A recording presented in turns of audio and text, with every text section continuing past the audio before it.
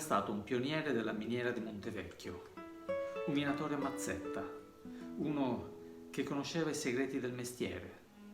Aveva imparato da un esperto minatore tedesco, a cui era stato affidato appena assunto, e nonostante comunicare a voce fosse stato impossibile, ne captò gli insegnamenti, ne seguì le orme e imparò a conoscere il ventre della montagna. Sul fronte da perforare lavorava con una mazzetta che pesava quasi 3 kg.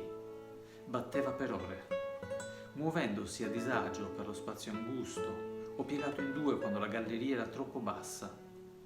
Un lavoro durissimo che fiaccava anche le tempre più resistenti, ma che fruttò molta galena. Morì a 40 anni, con i polmoni ridotti a colabrodo.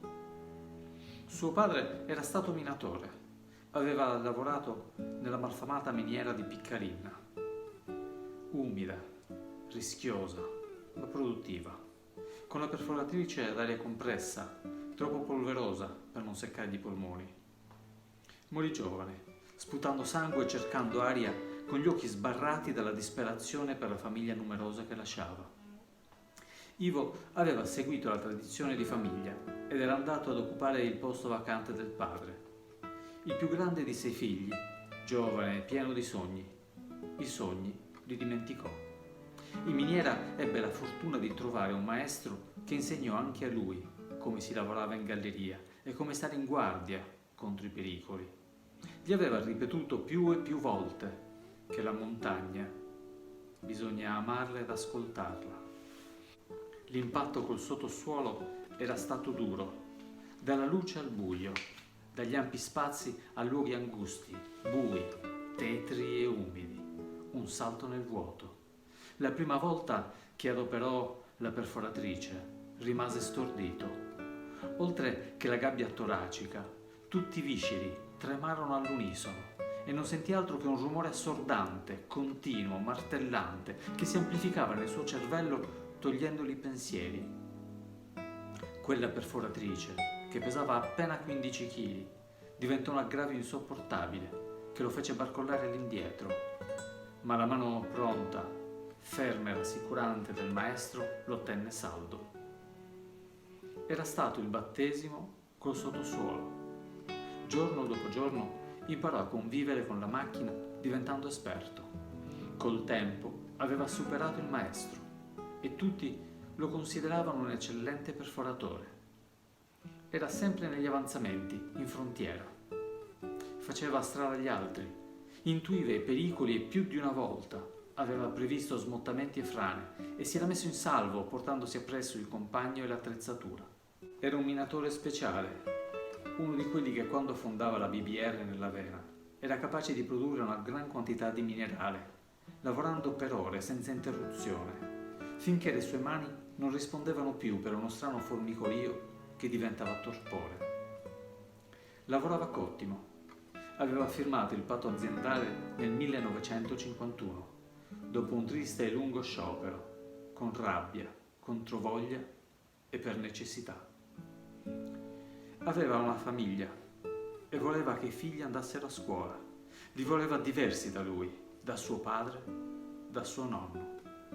Per loro voleva un'istruzione, un lavoro diverso, una vita diversa.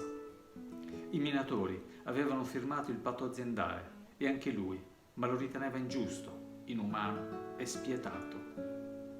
Ogni suo movimento veniva cronometrato e quantificato. Si sentiva una macchina, non un uomo. Era automatizzato, come gli skip di Pozzo Sartori. La sua paga aumentava a seconda delle prestazioni.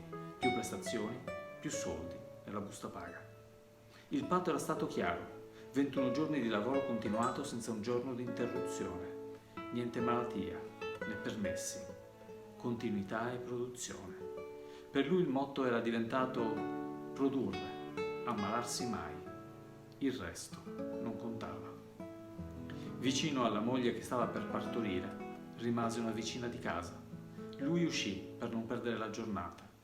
Così ogni giorno si lasciava inghiottire dalla gabbia portandosi appresso i colori del mondo, il profumo dei lillà, fiorito nel suo orticello, il saluto della moglie, il sorriso dei bimbi.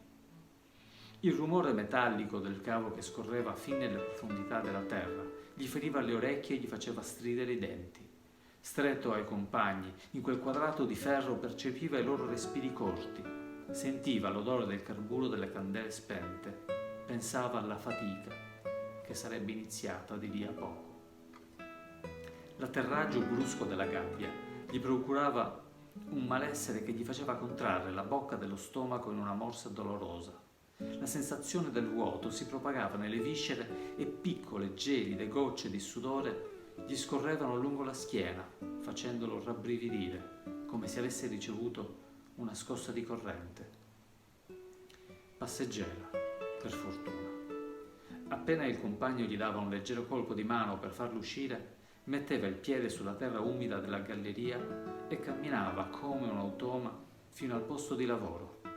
Poi abbrancava con furore la sua perforatrice e penetrava la roccia, ore e ore a perforare, con il rumore che avvolgeva ogni angolo del suo corpo. Produrre sempre di più. I figli dovevano studiare, dovevano istruirsi per non faticare come lui, per avere il meglio dalla vita. Quando risaliva in superficie, gli veniva una gran voglia di correre per arrivare a casa e togliersi di dosso gli indumenti sporchi, maleodoranti e umidi. Ma la stanchezza rallentava ogni bramosia. Ci arrivava lentamente. Lentamente si spogliava e, consegnando il fagotto alla moglie, diceva: «Ispannoso dessa tristura». Lei li prendeva e li infilava nell'acqua bollente della vasca, togliendo ogni traccia di sporco. Restava indelebile l'odore della fatica, del sacrificio e della tristezza.